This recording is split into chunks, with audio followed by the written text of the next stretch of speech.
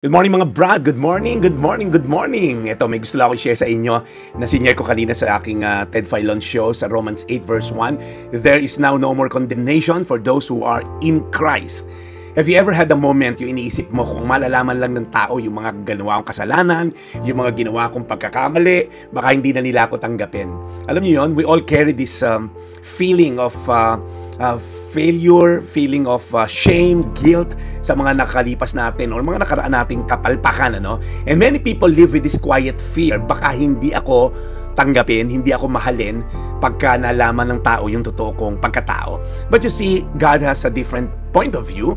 Yung kanyang radical love sa Romans 8 na binasa natin, there's no more condemnation. Okay? Not rejected, not disowned, but loved, covered, and accepted. Yung pong verse na to nagsasabi, unang-una, God knows the worst about us and yet still chose to love us. Okay? Sa mundo, acceptance po is conditional. I-accept ka namin kung perfect ka. Mahalin ka namin kung maayos kang anak. Okay? Proud kami sa iyo kung nakakapagdala ka ng benta dito sa kumpanya. Kaya nga may employee of the month, top seller of the month. So, pero kung hindi mo gagawin lahat yun, kung hindi ka makasubscribe dun sa mga requirement namin, na mag-top ka, galingan mo, maging honor student ka, wala ka makukuha ang pagmamahal. Mas paborito ko yung isang anak ko na nagpe-perform kaysa doon sa isang anak na hindi. Parang ganun po ba? But you see, kay God, kabaliktaran. He knew our darkest moment, our failures, our weaknesses, and still commits Himself to die on the cross for you. Okay? Kumbaga, hindi na surprise sa'yo si Lord. Hindi siya na-disappoint sa atin. He saw it coming, ika nga. And yet, sabi niya, mine. Parang merong online selling, nakita, ang pangit naman ng binibenta. Sira-sira na, gula-gulanit na. And yet, sabi nung nasa kabilang screen, mine, di ba? Parang ganun po si Lord na yung pagmamahal niya is greater than our failures. Sabi nga ni Tim Keller, to be loved, pero hindi ka naman kilala, is comforting, pero superficial. Facebook level pa lang, minahal ka na. What you call this? Profile pic pa lang, minahal ka na. Hindi ka pa nga nakikita ng personal. Pero, alam mong superficial lang. Now, to be known, alam yung baho mo, pero hindi ka na minahal, tinalikuran ka, binasted ka, dahil nalamang may anak ka na pala nung pagkabinata, sugarol ka pala, okay, suwail ka palang anak, tapos tinabla ka, dinedma ka, iniwanan ka, nireject ka, binasted ka, napaka-disappointing nun. Alright? Kasi to be known and not to be loved, yun ang pinaka-worst. But to be fully known and yet truly loved, truly accepted, truly valued, that's a kind of love meron po si God sa atin, sabi ni Tim Keller. So point number 2, in Christ, your failures don't have to be the final words. Hindi po final ang failures. People will label you by your worst moment. Yan yung nag-viral na nagnakaw. Yan yung nung maliit kami, nung estudyante kami nung high school, yan yung laging bagsak. Your mind will replay your lowest point. The enemy will accuse you with your past. Pero sabi ni Jesus, hindi, I will not condemn you. He defines you by His finished work, not your unfinished issues. Ulitin ko Jesus defines you by His finished work at the cross, not by your unfinished issues. Kung ano ang nag-condemn sa'yo dati by the people around you, si Jesus ang sumalo at nagbayad niya. That's why Romans 8 begins, there is now, baga ngayon, hindi there is later. Okay? There is in the future no condemnation. No. There is now no condemnation. And it ends with no separation if you read later on sa verse 38 and 39. So, pag tinignan niyo po itong pagmamahal ng Diyos, minahal niya tayo, okay? Despite our failures. Ngayon, hindi yung pag bumait ka, mamahalin kita. Point number 3, His love doesn't just cover you, it changes you. It's not just a legal declaration na you're free of any charge, no more condemnation, kasi po it's a legal term, ang dami mong utang, ikukulong ka, sili electric ka, kung nangutang ka ng buhay, kabayaran din buhay, pero sabi ni Jesus, no, legally, there's now no more condemnation, no more guilt, no more shame.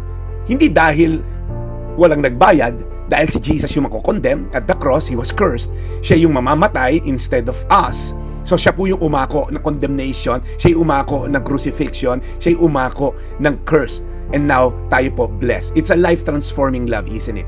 The gospel doesn't just say, hindi ka condemned. No, hindi lang yon. Sinabi, you are loved, and now I'm gonna turn you into something new. Right? To those who are in Christ, we are new creation. The old Jeff is gone, the new has come. Pag truly nag-grasp po natin itong unconditional love ni God na to, sin no more. neither do I condemn you. This love will turn us into a new creation. This love will transform us from the inside out. Pag naintindihan mo mabuti yung pagmamahal niya, there's no other way but you to love Him back. Sobra niya akong mahal. How can I continue sinning? Namatay siya sa cross for me. How can I continue crucifying Him by committing over and over this sin? You see, yung grace po ni Jesus isn't a license to sin. This is a power to change. The grace of God is not a license to sin over and over again. Mabait naman pala ang Diyos, mapagpatawag naman pala ang Diyos, magkasala na lang ako ulit. No. It's the power to change. It's the power to transform, because affection drives behavior. It's His love for us that changes us from the inside out. It's our reciprocal love. Pag ni-reciprocate mo yung pagmamahal na yon, it now transform us from the inside out. So there's no such thing as behavioral modification. I-guilt trip ka para magbago ka. Okay, i-condemn ka para hopefully magbago ka. Mga style ng mga magulang natin yan. At ako, style ko yan, di ba? Mag-aral ka namang mabuti, hindi pinupulot ang pera, yung mga ganon. Minsan, effective, pero panandalian lang. Kasi nag-guilty lang, and then ginalingan, and then pagka gumaling na, ibabalik sa'yo. O, nag-aral na ako ha, o bakit ganito, ganyan. So, may pride. Pero a love that is born out of affection. Ibig sabihin, yung understanding of someone's affection, it's a long-lasting love. What does it mean for you today? You can stop hiding. You can stop pretending. You can stop punishing yourself. You can stop trying to earn what God has already gave you, but you can step into freedom. Pwede mo sabihin to na malakas, fully known, yet fully loved. Fully known, yet fully loved, no more condemnation. Kaya, ang tanong ko, saan ka madalas nakikinig? Sa guilt ba o sa grace ni God? Ano yung isang area ng buhay mo na kailangan, alam mo, kailangan mong i-treat, kailangan mong sabihin na love ka ni Lord?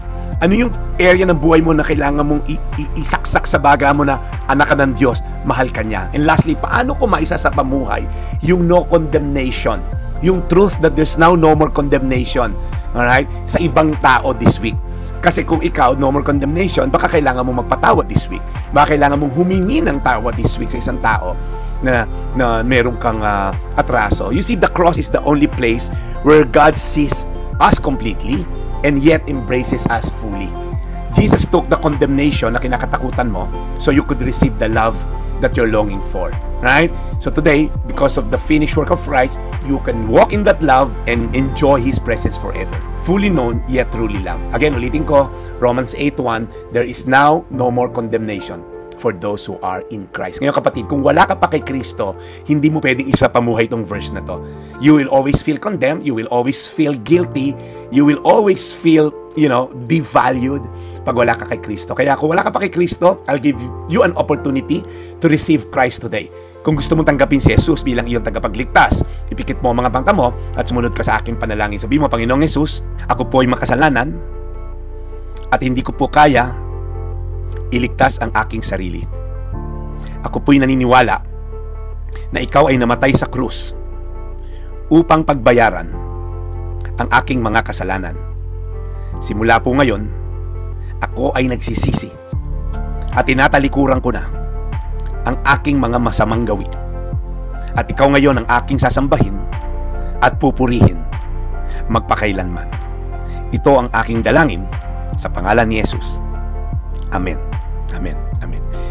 Praise God. Kung yan po ay dinagdasal mo, i-type nyo lang po dyan sa comment section, Jesus. Yung word lang po na Jesus, someone will get in touch with you para po to get to know more kung ano yung decision na ginawa mo ngayon.